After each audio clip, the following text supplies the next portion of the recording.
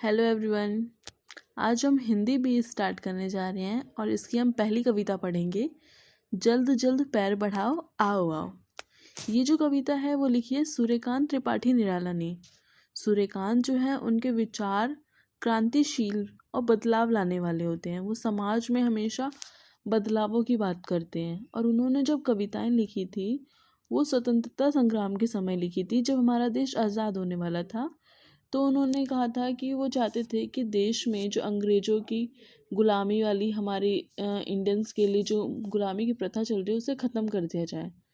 तो उन्होंने उस समय अंग्रेज़ों से मुक्ति के साथ साथ हमारे देश में अनेक प्रकार की गुलामी चल रही थी, जैसे कि जमींदारी प्रथा, उसको भी समाप्त करने के लिए कविता लिखी। तो इसमें जो हम पढ़ेंगे वो जमींदारी प्रथा को समाप्त करने की ही बात करिए।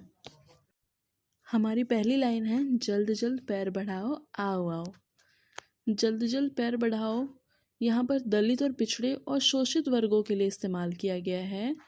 जो वर्ग पिछड़ गए हैं उन्हें आगे लाने के लिए निराला जी कहते हैं कि आओ आगे बढ़ो, जल्दी जल्दी अपने पैर बढ़ाओ और इस ज़िंदगी में तरक्की करो, प्रगति करो।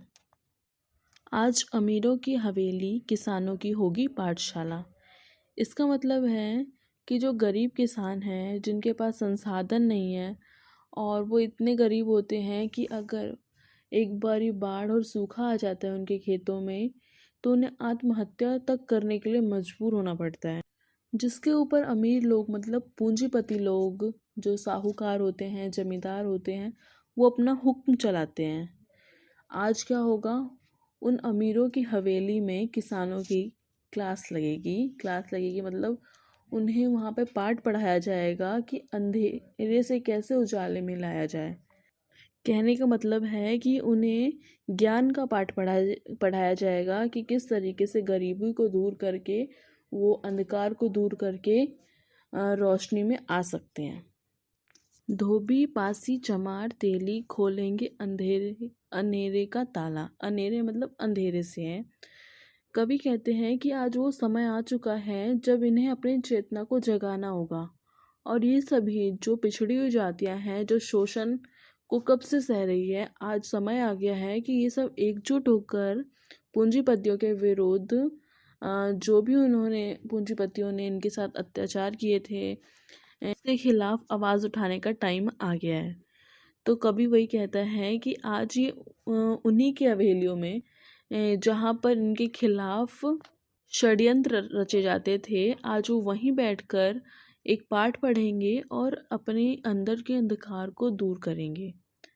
एक पाठ पढ़ेंगे टाट बिछाओ।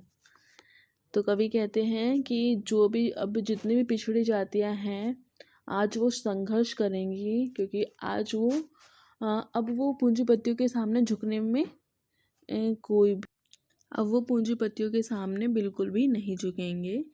तो वही कवि कह रहे हैं कि एक दरी बिछाओ और अब सब बैठकर यहीं पे अपने अंदर के जो भी अंधकार हैं उससे संघर्ष के द्वारा दूर करेंगे। यहाँ जहाँ सेठ जी बैठे थे बनिए की आंख दिखाते हुए, उनके ऐठाए ऐठे थे धोखे पर धोखा खाते हुए, बैंक किसानों का खुलवाओ। इसमें जो निराला जी हैं वो कहते हैं कि जिन हवेलियों में सेठ साहूकार पूंजीपति बैठे हुए होते थे और बनिए की तरह आग दिखाते थे, मतलब उनका इन लोगों का पहले बहुत ही रौब था, क्योंकि जब गरीब किसान या गरीब इंसान को इनके पास कभी भी ऋण लेने के लिए आता था तब ये ऊंची दरों पर देते थे और ऊंची दरों पर ऋण देने के कारण किसान जो था उसको चुकाने में असमर्थ हो जाता था। बहुत ही बार ऐसा होता था। तो क्या करते थे, ये जो साहूकार थे उनका शोषण करते थे, उनकी ज़मीनों को हथिया लेना या उनसे गलत काम करवाना, ऐसे बहुत से उल्टे वो पैंतरे आजमाते थे। तो निराला जी वही कहते हैं कि जिन हवेलियों में सेठ और साहूकार बैठा करते थे और इन्हें आँख दिखाया करते थे, आज उन्हीं की हवेलियों में इनके लिए पाठशाला लगेगी। बैंक किसानों का खुलवाओ। तो फिर निराला कहते हैं ये धोखेधड़ी जो थे शोषित और पिछड़े लोगों के साथ इसलिए होते थे क्योंकि ये लोग पढ़े लिखे नहीं होते थे। पढ़े लिखे ना होने के कारण इन्हें ऊंची दरों पर ब्याज लेने के लिए मजबूर होना पड़ता था, क्योंकि जो व्यक्ति पढ़ा लिखा नहीं होता उसके लिए बैंक के काम काज करना आसान काम नहीं होता। इसलिए निराला जी कहते हैं कि इन्हें शिक्षित करने के साथ साथ बैंकों में खाता खुलवाना पड़ेगा, और इस तरीके के धोखाधड़ी से तभी बचा जा सकता है। सारी संपत्ति देश की हो, सारी संपत्ति देश की बने, जनता चाहती है देश की हो। निराला जी कहते हैं कि अगर हमें सभी तरीके के संकटों से दूर होना है तो हमें जो भी संपत्ति का अधिकार है, जितनी भी संपत्ति है, उसे सार्वजनिक करना होगा।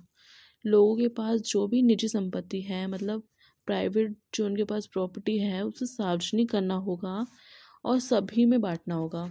कहने का मतलब है कि किसी एक व्यक्ति के पास कोई संपत्ति नहीं होगी, बल्कि वो सार्वजनिक हो जाएगी, पब्लिक हो जाएगी, जिससे उसका जो लाभ होगा वो सभी को होगा।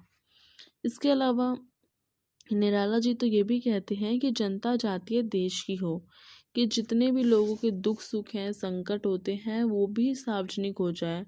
अगर किसी एक व्यक्ति पे दुख हो, कोई संकट आए, तो हर व्यक्ति उसे ऐसा समझे कि वो संकट मुझ पे भी आया है। तब ऐसे में क्या होगा कि सभी लोग आपस में मिलकर उस संकट को दूर करने के लिए उपाय सुझाएंगे, तो इससे हमारा देश जो है वो प्रगति करेगा। बाद में विवाद यह ठने, काटा कांटे से कड़ा। तो निराला जी कहते हैं कि अगर हम ऐसा करेंगे तो हमारे देश में कोई भी दिक्कत नहीं होगी। और वो कहते हैं कि हमें ये नहीं भूलना चाहिए कि अगर हमें कभी कांटा चुभ जाता है तो हमें उसे निकालने के लिए भी एक कांटे रूपी वस्तु की आवश्यकता होती है।